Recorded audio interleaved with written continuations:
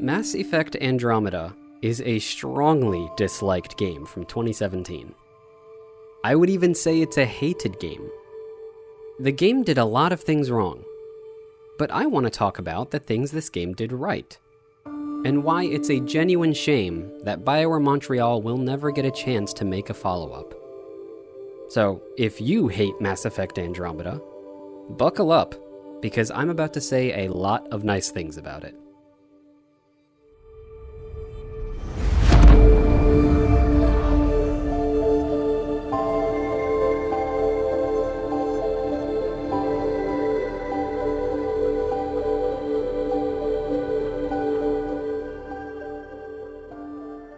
At the time of writing, I'm looking at the Mass Effect Andromeda art book.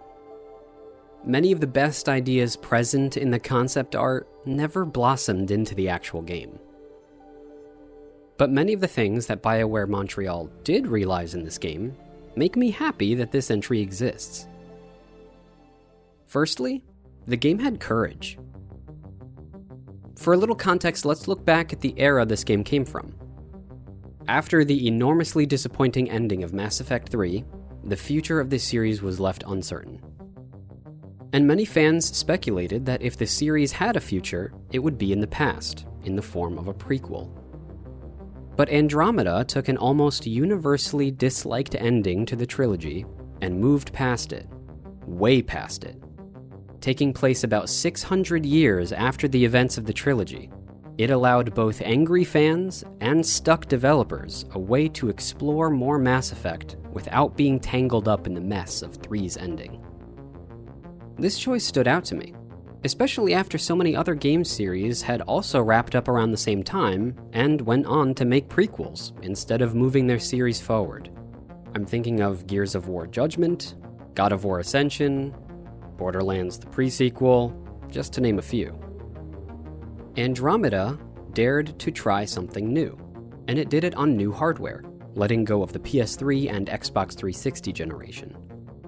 The team at BioWare Montreal were also not afraid to revisit and reconsider many of the staples of the trilogy. The mass relays, the locations, aliens, armor, gameplay loop, the upgrade system. All of these things didn't remain the same for tradition's sake, but were re-examined or tweaked with a new motif of exploration. What's more, the game was built on the Frostbite engine, the first Mass Effect game to do so. This fresh engine meant that assets and systems had to be built nearly from scratch, a nightmare for any game studio. My point in this first section is that the very foundation of Andromeda is built on taking risks, rather than making a safe game in the same timeline, same engine, and same console, like so many other games at the time opted to do. Let's talk about science fiction. The premise of the original trilogy rests on the fictional, faster-than-light travel that makes the setting of the games possible. But past that, the plot and characters were driven by art style and story. An excellent art style and a good story. But the mark of good science fiction is allowing the technology in your universe to be the mirror on which your plot rests and against which your characters are reflected and warped. By that definition, the trilogy is more of a space opera, and is perfectly enjoyable as one. But the science fiction fan in me always wanted more. I wanted to see the inner workings of the armor. I wanted to see more alien biology, the ugly ones, and more sexual dimorphism among them. I wanted everything to feel more tactile and for the technology and biology to be more present in the graphics, in the story, and gameplay. Mass Effect 1 was as close as the series got, and strayed further with each sequel. Now, Andromeda certainly did not make all my wildest dreams come true in this area, but it did go a lot further to show its science rather than tell. A prevalent example of this focus is how the aliens were treated in the game. The Solarians are tall and literally look down at you and other races, as they always have figuratively. This height difference may seem silly to get excited about, but when designing aliens, any biological feature to differentiate is important. And a human having to crane their neck up to speak to an alien is always fun to see. The female Krogans look distinct from the males, but maintain their reptilian bulky frame. The Turians are sharp and bony. The Angara, the new alien species introduced in Andromeda, are rather mediocre in their design, but do excel in one way: the eyes. The Angara have speckled, cat-like eyes that feel deep and at times mesmerizing. The Solarians have enormous, shiny black eyes, at once buggy, unnerving, but also soft. The Turians have tiny avian eyes embedded in their bony faces. They look like they're targeting you and reading you, the way that they usually are in a conversation. The Krogan have sunken, wrinkled, battle-hardened eye sockets, with vertical pupils that betray their exhaustion and menace, and at times, such as with Drak and Kesh, a rare intelligence and camaraderie. These aliens even have unique mouths and smiles and teeth. The variety of faces within any given species is pretty low, but the quality of the faces that are present excited me. The humans and the Asari, however, leave much to be desired in terms of uniqueness and design, as they always have, unfortunately. And the Ket, the only other new species in Andromeda, are disappointing in pretty much every way, including appearance, especially when considering some of the genuinely creative designs present in that concept art. Many of these details were already present in the trilogy, but they were given a care and an attention in this game that many other developers working from scratch might have foregone, and this attention went a long way to realize the biology of this universe. Let's talk about the practicality and the sleekness of the armor and the vehicles. The armor of Andromeda was one of the first things ever shown leading up to the game's media campaign. And for good reason. A lot of time and thought was put into how explorers with limited resources would wear armor. It was also a showcase of how the team at Montreal was developing armor differently than in the past. This time around, characters wore a visible base layer of softer cloth-like material, on which the protective modular armor pieces were attached. This meant that character models in armor were more flexible and were much less subject to clipping during animations. It also gave a tactile diversity to the different suit elements. Cloth, rubber, metal, and fiberglass elements of your character looked photorealistic and practical, stretching and reflecting light individually. That clear glass bubble design of the helmets also lended to the realism of the equipment, giving the character full range of sight, as well as face visibility during conversations. Alien armor is represented similarly, and only continued to endear me to all the species. The physical properties of the materials look realistic enough that they connect to my visual intuition, and I can easily imagine what they feel like and sound like. Because of this, seeing my characters up close is always eye-catching to me. And then there's your ground vehicle. It's called the Nomad, and it's treated with an equal level of material fidelity, and is fun to drive around in.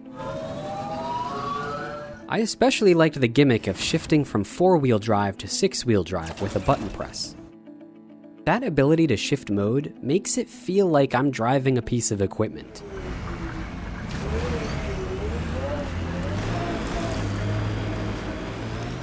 Shifting also means I can't mindlessly drive to my destination, keeping me engaged and attentive to the landscape.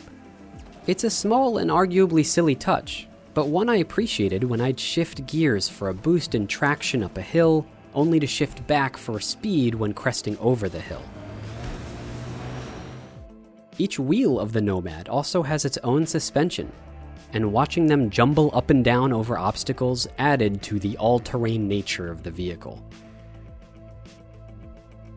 And then the ability to jet boost and jump served to make the Nomad feel more capable, more sturdy and advanced, while also retaining a simple, gamey fun factor.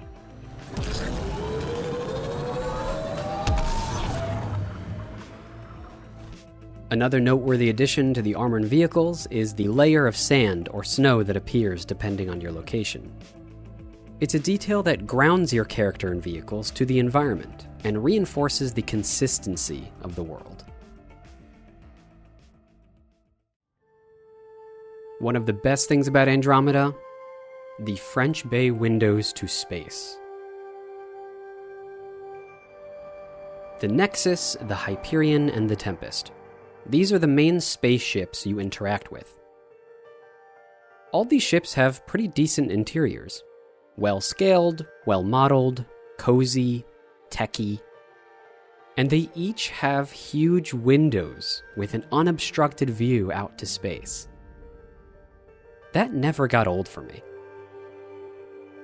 This view was a detail I wanted so badly in the trilogy, and it is fully realized in Andromeda. The Nexus and the Hyperion have great windows on their own, with angles that let you see the complex and sleek exteriors of the ships, as well as the colorful and quiet space beyond. But the Tempest windows are on another level entirely.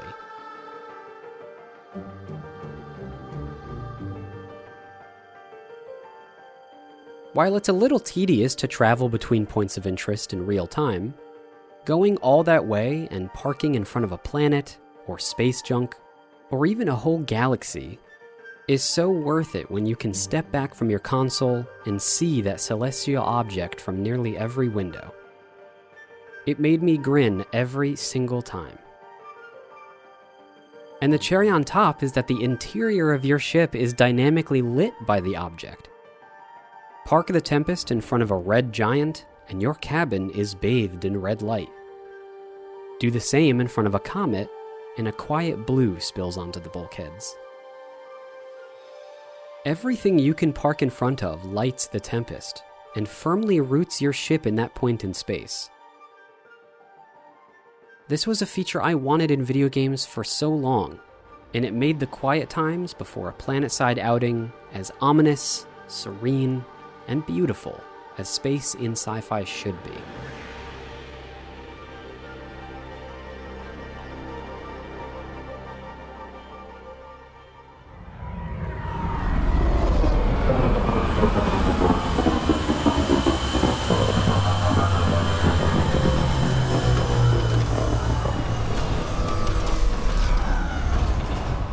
The Tempest will also land on planets, and this is an opportunity to get a better sense of its size. I think it is a little scaled down from how big it actually should be, but it is still big enough to be impressive. And they even let you climb up and walk around on it. It may seem like an unimportant detail, and it is, but not many games let you do this. And here again, we see the buildup of sand or snow. So many aspects of the game's visuals lend to a style I think of as optimistic science fiction. It's a rarely seen genre that gives you a world where discovery and exploration are the priority. A world where technology is a door to having better things and becoming better people. It's an optimism that I think reflects how the development team felt when they were designing the game. Let's move on to the movement and combat. Andromeda's combat is a bright spot in its reception, and for good reason. There are plenty of abilities and lots of flexibility in assigning them. There are multiple melee weapons which give you some close range options. And most impactfully, the movement options gave you the freedom to have fun in an otherwise unremarkable combat scenario. By adding the ability to jump, hover, dash, and grab onto ledges, Andromeda makes the baseline gameplay engaging. The jump pack has a satisfying look and feel as it thrusts you upwards or keeps you hovering aloft while you aim. It makes me feel like a true explorer who is vertically capable. Taking on enemies from ledges or escaping them just by jetting your way to the roof of the building they were just shooting at you from puts the pace of combat in your hands and gives you a much better mastery of the combat arena than the trilogy allowed. This is such a big improvement. The original trilogy didn't even have a jump button. The added touch of a biotic jump, dash, and hover if you mostly invest in biotic abilities is another detail that makes your choice in upgrades matter. Even though I much prefer the kinetic jump jets. The sound of it is satisfyingly sci-fi. A quiet but powerful puff mixed with a synthetic zap that sells the efficiency and the horsepower of future tech.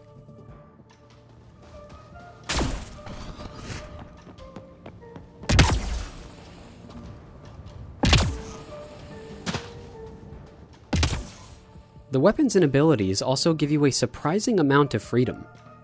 You can craft a shotgun that blasts lasers, or an assault rifle that shoots electricity, or a sniper rifle that fires sticky bombs. Add to that the profile system that allows you to change your ability loadout at any time. With all this flexibility, you can make a respectably unique RPG character without even choosing a dialogue option. And despite looking a little clumsy, the gameplay animations feel responsive and smooth. The character has some weight and momentum to them, resisting the control stick just enough to keep from feeling floaty, but still managing to feel athletic and able to change directions or stop abruptly. This is especially true in the Remnant Vaults and other platform-heavy sections of Andromeda. Sections that were fun to me because my character felt like an agile explorer. Part of that feeling is because the jump height depends on how long you hold the button, so you have full control over how big of a jump you want to do at any time.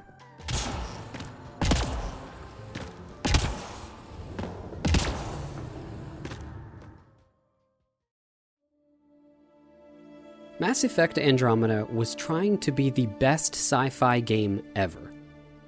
Sometimes it played the part, and many times it looked the part.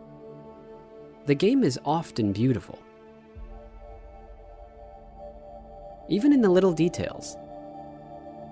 Some landscapes are inspiring in how alien they can look.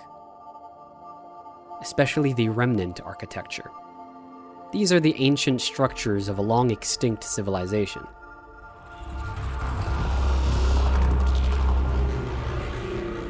Many of the more terrestrial environments were impressively realized too.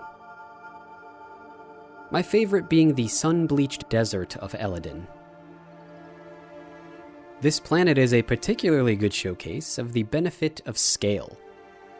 The dunes are intimidatingly tall, and there are massive structures along the horizon, like this crashed ancient ship.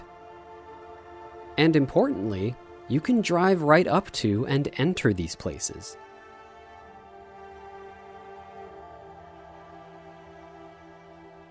I think this planet is breathtaking. That's not to say Andromeda is wildly creative in its locations. In fact, I'm pretty disappointed in how familiar a lot of the planets look. But if you explore, there is often wonder and intrigue to be found.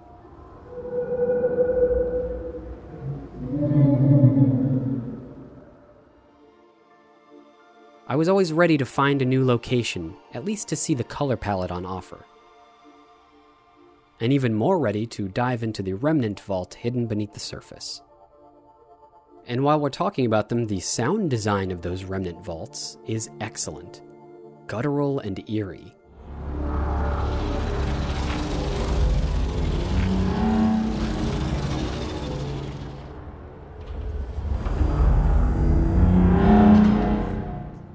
And the phenomenal bellow a vault gives when it opens its doors to you.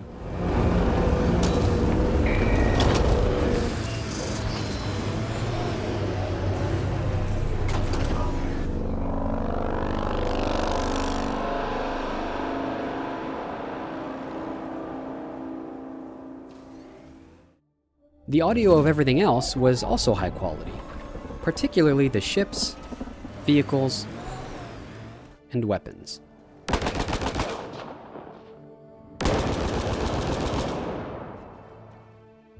For all these reasons and more, Mass Effect Andromeda has a piece of my heart. I don't think it was a great game. It was one of my most hyped games of all time, and as such it did disappoint me. But it has seeds of greatness sprinkled throughout, and the quality of the game increases steadily to the end. It has plenty of flaws, but its flaws are average, while its strengths are unique. Most games out there have mediocre dialogue or stiff facial animations. Those are not special flaws of Andromeda. But not many games let you fly around from planet to planet in a big ship with a full crew. And let you walk around that ship and look out onto space. And then let you drive around those planets, finding fun new things.